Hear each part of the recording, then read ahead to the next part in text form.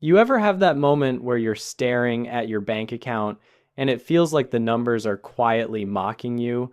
Like no matter how much you pay down, the debt somehow grows a new head, like you're fighting a financial hydra.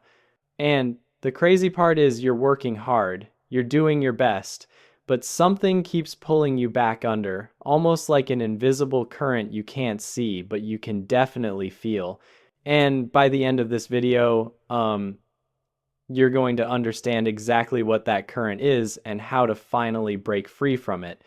My name is Tony, and I spend way too much time thinking about money, psychology, and how emotions shape everything.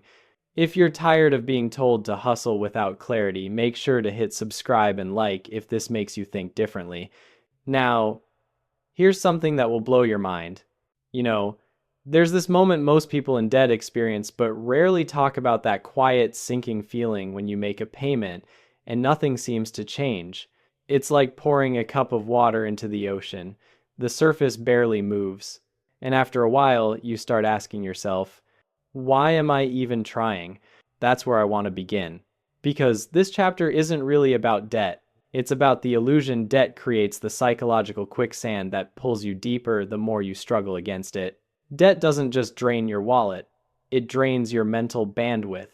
Every swipe of a card, every bill notification, every interest charge, it becomes a tiny emotional cut. One or two is manageable, but over months, over years, you start carrying invisible bruises. And here's the thing, the human brain hates uncertainty. It hates numbers that feel endless, problems that feel too big, futures that feel blurry. So when you're in debt, your brain shifts into survival mode, even if you don't realize it. Think about it. When you're overwhelmed, do you feel more logical or more reactive? More strategic or more impulsive? Most people think debt is about math, but math is the least emotional subject in the world. Debt, on the other hand, is all emotion. A 2022 behavioral finance study found something fascinating. People with financial stress lose up to 13 IQ points in decision-making capacity, the same cognitive drop as pulling an all-nighter. Not because they're bad with money, but because their brain is constantly fighting a threat. Imagine driving with both feet on the pedals, one on the gas, one on the brake. That's what debt does to your thinking. It's not that you can't make progress, it's that you're fighting your own biology while trying to make progress. Let me give you a metaphor. Imagine you're trying to build a house, but the ground beneath you keeps shifting. You lay a brick, and it sinks half an inch. You lay another, and it sinks two. After a while, you don't feel like a builder anymore. You feel like someone who can't build. That's the real trap. Debt slowly convinces you that your actions don't matter. And once you start believing that, the quicksand deepens. Because the less effective your actions feel, the less motivated you become. And the less motivated you become, the more the debt grows. It's not a financial cycle, it's an emotional one. And here's where most people go wrong. They try to fix the numbers before fixing the psychology. But your brain in survival mode doesn't care about interest rates or amortization schedules. It cares about relief. It cares about safety. It cares about anything that reduces the pressure in the moment, even if it costs more long term. That's why escaping debt doesn't start with budgeting. It starts with understanding the mechanism that keeps you stuck in the first place. And that mechanism is deeper, older, and more biological than you think. Because the truth is, you're not lazy, you're not undisciplined, you're not bad with money.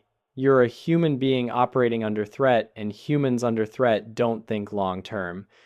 But here's the hopeful part. Once you understand what's happening inside your mind, you stop blaming yourself and start noticing the pattern. And once you notice the pattern, you can finally change it. And that's where things start to shift. Because behind this feeling of quicksand lies a very real, very predictable psychological mechanism. There's a moment, usually sometime after the third or fourth month of feeling financially stuck, when a strange question quietly crosses your mind. Why do I keep doing things I know aren't helping?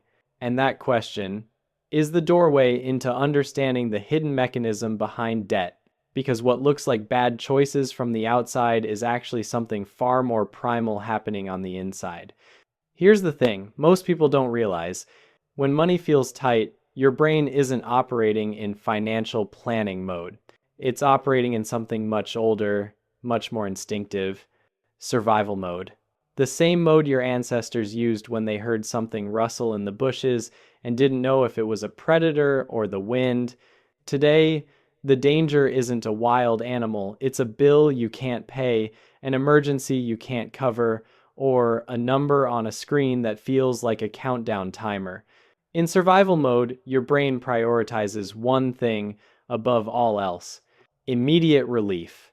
Not logic, not strategy, not long-term benefit, just relief, the fastest path to reducing emotional discomfort. This is why people in debt often behave in ways that don't make sense to someone who's financially stable. Why someone might take a payday loan even though the interest is brutal. Why someone buys small comforts, coffee, takeout, little indulgences, even when they're trying to save. Why someone makes only the minimum payment, even when they know it's not enough. These aren't irrational decisions. They are survival decisions. Because in survival mode, your brain narrows its attention. Psychologists call this tunneling, when your mental spotlight becomes so focused on immediate threats that you literally cannot see alternative solutions. A study by Mullainathan and Shafir, two leading behavioral economists, found that scarcity can reduce cognitive capacity as much as going a full night without sleep. Not because you're incapable, but because your mind is overloaded with one loud, constant question. How do I make this pain stop right now? Let me give you a metaphor. Imagine your brain is a house with many rooms, long-term planning, creativity, problem-solving, willpower. But when you're in debt stress, it's like the doors to most of those rooms slam shut. You're left in a tiny emergency hallway looking for the fastest exit. And in that hallway, your decisions shrink. That's the hidden mechanism. It's not financial irresponsibility, it's neurological triage. Here's something else that might sound familiar. When you're overwhelmed, even simple tasks start feeling heavy.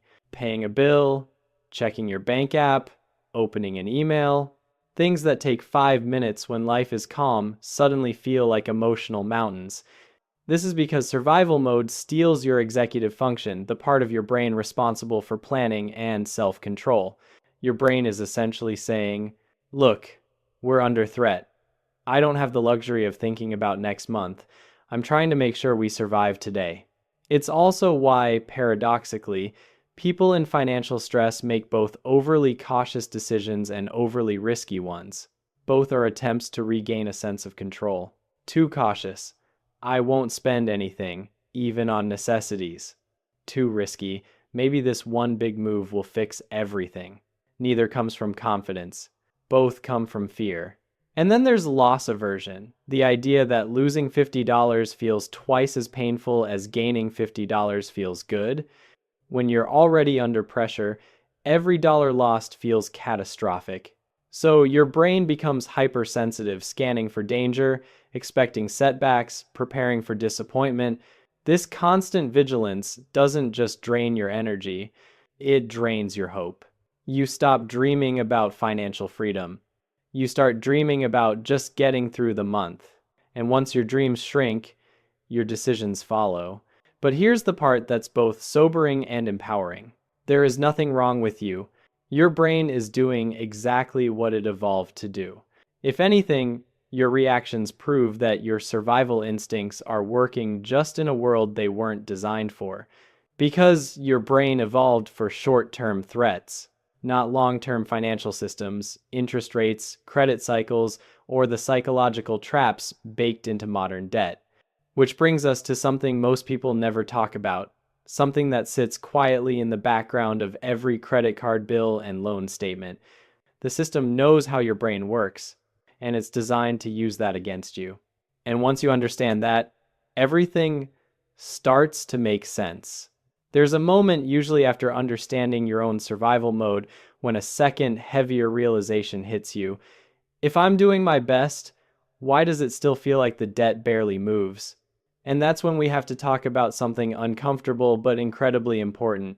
Because once you zoom out, you start noticing patterns that aren't accidents. They're features. Debt, in many ways, is a system that profits from your exhaustion. Let's start with something simple.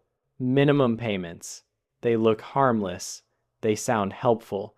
The phrase minimum feels gentle, almost protective, like the company is saying, don't worry, just pay this little amount and you're fine. But the truth is, minimum payments are engineered psychological traps. They're small enough to feel doable so you don't panic, but just large enough to keep you in debt for years, sometimes decades. The comfort is intentional. The stagnation is intentional. The long-term cost is intentional. And here's the part nobody says out loud. Interest doesn't work against you by accident. It works exactly as designed. Think of it like a treadmill that subtly speeds up the moment you start jogging. You're sweating, you're trying, you're doing everything right, yet the machine quietly increases resistance. That resistance is interest. It's fees. It's penalties. It's compounding in the wrong direction. And it's not designed to punish you harshly, no, that would scare you away. It's designed to slow you down just enough that you stay in the system, paying. It's a slow drip of energy drain. Let me give you a second example, late fees. A late fee isn't about the $25 or $35 you owe. It's about triggering just enough guilt and urgency to keep you obedient without offering a real solution. And lenders know this. Most people don't miss payments because they don't care. They miss them because they're overwhelmed, juggling, or in survival mode. But the system doesn't ask why you were late. It punishes the symptom, not the cause. It reinforces the belief you're irresponsible. You're falling behind. You're failing. And once that belief settles in, even subtly, the system has you right where it wants you. Tired, ashamed, predictable. People who feel defeated make predictable financial decisions. And predictable behavior is profitable. Another example, credit utilization. Your score drops when you use too much of your available credit, even if nothing else changed. But here's the irony. Many people in debt use credit because they need to. The system punishes you for using the exact tool it markets to you. That's not a glitch. It's a control mechanism. It subtly encourages a cycle where you're always reaching for a little more credit because you're trying to fix the problem the system deepened. And here's the part that stings. The system knows you're human. It knows you get tired. It knows you crave relief. It knows you'll choose short-term solutions when you're under pressure. Debt structures are built on the assumption that you'll act emotionally. Why do payday loans exist? Why do balance transfer offers show up at the exact moment your statement spikes?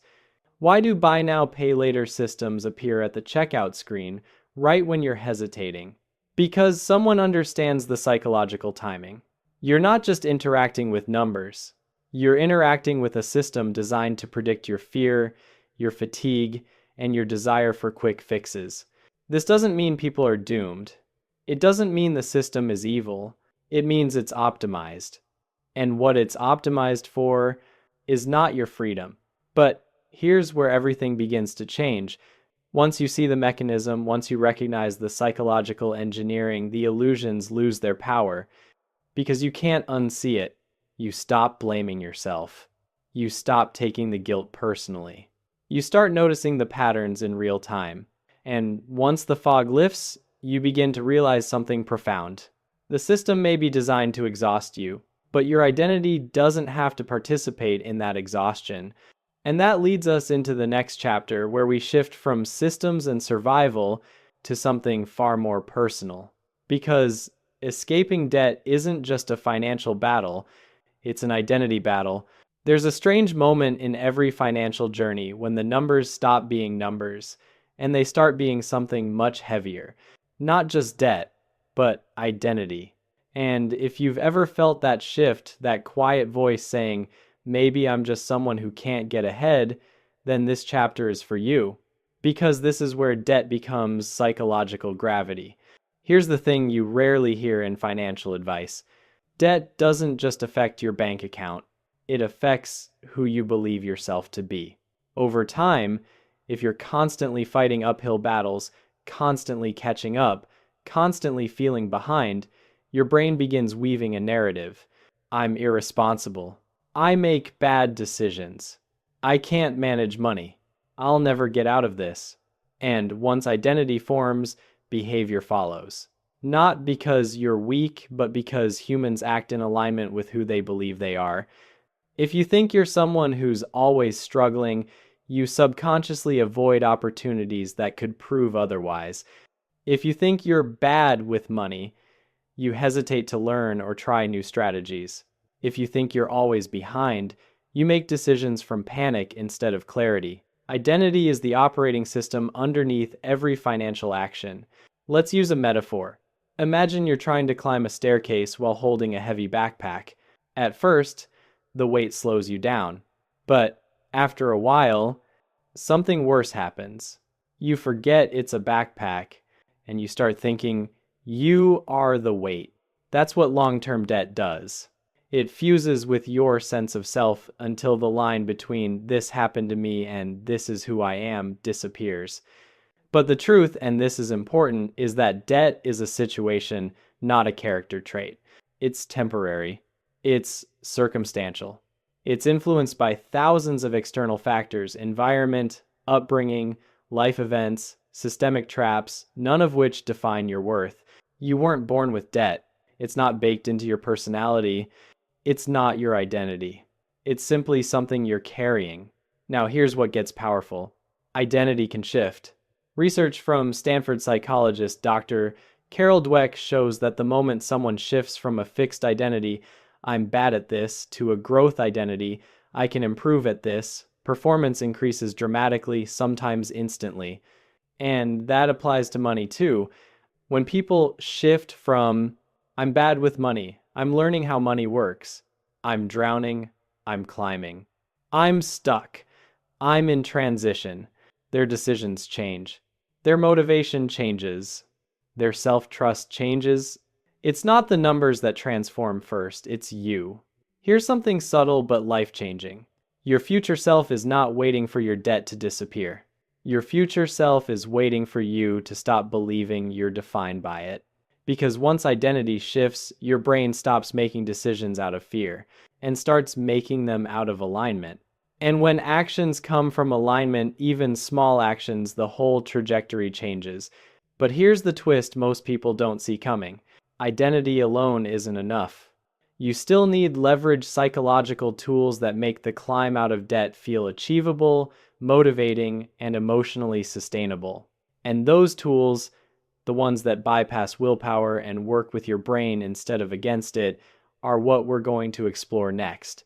Because the moment you reclaim your identity, you're finally ready to use the 3 psychological levers that break the debt cycle for good. There's a quiet turning point in every financial journey, a moment when you realize that escaping debt isn't about doing more, it's about doing things differently. And usually, that shift doesn't start with a spreadsheet, it starts with psychology. Because once you've understood survival mode, once you've separated your identity from your circumstances, you're finally ready to use tools that actually work with your brain instead of against it. And that's what these 3 levers are. Not hacks, not discipline tricks, but psychological designs that give your brain the momentum it's been craving. Lever 1, the momentum lever. If you've ever started something new, a workout plan, a morning routine, a budgeting attempt, you know how quickly motivation fades when results are invisible. Humans need to feel progress in order to sustain action. This is why traditional financial advice, attack the highest interest rate first, often fails emotionally. It's logical, but it's not motivating. Your brain thrives on early wins. So instead, you start with the smallest balance, something you can defeat quickly. something that creates a spark. Because the moment your brain feels momentum, that tiny dopamine release from crossing a finish line, everything changes. It goes from, I can't do this, to, wait, maybe I can. Momentum is fuel, and small wins are the spark. Lever 2, the visibility lever. Most people aren't overwhelmed by debt because they owe money. They're overwhelmed because the information is too scattered to emotionally process. Apps, emails, multiple cards, autopay, statements you don't even want to open. It's like trying to navigate fog. When your brain can't see the path, it assumes the path is dangerous. So the visibility lever is simple. Put everything in one place, one page, one number, one plan. Clarity reduces anxiety, and reduced anxiety increases action. Behavioral economists call this cognitive load reduction. You're not changing the debt, you're changing how your brain relates to it. And sometimes that's enough to restart your hope. Lever 3, the identity lever. This is the most powerful one, the moment where your actions begin aligning with your future, not your fear. Here's a psychological truth. You don't become disciplined and then start taking better actions. You start taking better actions, and then you become disciplined. Identity grows from behavior, not the other way around. So, instead of trying to become the person who's great with money, you start with the tiniest identity-based action. I'm someone who checks their finances every Sunday. I'm someone who puts away $20 no matter what. I'm someone who doesn't run from statements anymore. Those micro-identities accumulate. They harden. They form a new version of you, one who moves with intention instead of anxiety. And that's when the real shift happens. These 3 levers, momentum, visibility, identity, aren't magic. They're architecture. They transform your financial environment into something your brain can work with instead of something it constantly fights. And once you feel that shift, something unexpected happens. You stop feeling trapped and you start feeling capable. But there's one more piece, the emotional turning point. The moment when everything you've learned stops being knowledge and becomes truth. And that's what we're stepping into next, the emotional climax, where shame breaks, clarity enters, and your relationship with money changes permanently. There comes a moment, often quietly, often without warning, when something inside you shifts, not because the numbers have changed, but because you have. And it usually happens after weeks, months, or even years of carrying the weight of debt like a shadow you couldn't shake.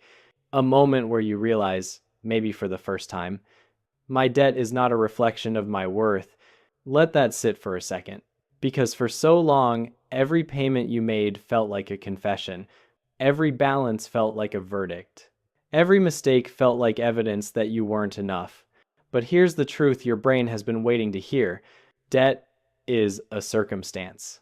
Shame is a story, and you don't have to carry both. There's a psychological principle called self-discrepancy theory, and it says something beautiful. When your self-image shifts even slightly, your emotional world rearranges itself. This is that shift. This is the moment where you stop seeing yourself as someone crawling out of a hole and start seeing yourself as someone building upward. It's subtle, like light cracking through a room you forgot had windows. Because once shame loosens its grip, you finally have access to the one resource the system could never take from you: hope. And hope changes everything. Hope turns small payments into progress instead of punishment. Hope turns mistakes into lessons instead of character flaws. Hope turns the future into something you can shape, not something you fear. Here's where most people underestimate themselves. They think freedom begins the day the debt hits zero. But emotional freedom starts long before that. The moment you stop treating your debt like a prison sentence and start treating it like a temporary chapter. Because you're not escaping something, you're evolving into someone who understands themselves. Someone who sees clearly. Someone who no longer makes decisions from fear, but from grounded self-respect. And once that switch flips, once that internal dignity returns, the climb becomes different. Not easier, but lighter. Not louder, but clearer. This is the moment everything clicks. And now that the emotional fog has lifted, you're ready for the final shift, the part where your future stops being reactive and starts being intentional. Because the next chapter isn't about surviving debt, it's about building a life that no longer runs on fear. There's a kind of calm that arrives at the end of a journey like this, not the loud, victorious kind, but a quieter one, the kind that feels like finally exhaling after holding your breath for years. And that's what this last chapter is about. Not the numbers, not the strategies, but the energy you're stepping into now. Because once you've seen the hidden mechanisms, once you've understood your brain, once you've reclaimed your identity, something inside you settles. You stop running. You start building. Here's the truth most people never hear. Financial freedom doesn't begin when you're debt-free. It begins the moment you stop making decisions from fear. Fear shrinks your world. Fear rushes your choices. Fear keeps you in survival mode long after the danger is gone. But now, you're moving differently. You're calmer, clearer, more deliberate. Not because everything is fixed, but because you are no longer tangled in the shame that once controlled your decisions. This is where you begin building on solid ground. A future created from intention, not panic. From identity, not insecurity. From understanding, not guesswork. Imagine standing at the edge of a path you've walked for years, heavy, uneven, exhausting. And now, for the first time, the terrain ahead looks steady. Not perfect, but navigable. Yours. Because debt is no longer your story. It's simply something you outgrew. And the life you build now is one that's aligned with who you've become, someone capable, grounded, and aware. The quicksand from the opening of this video, you're not sinking in it anymore. You're standing above it, building something real, brick by brick. And as we close, I want to leave you with one final reflection. You're no longer surviving. You're building. And this entire journey, every realization, every shift, every small identity change has been leading you here, a future that feels like yours again. So let me ask you, which part of your story changes today?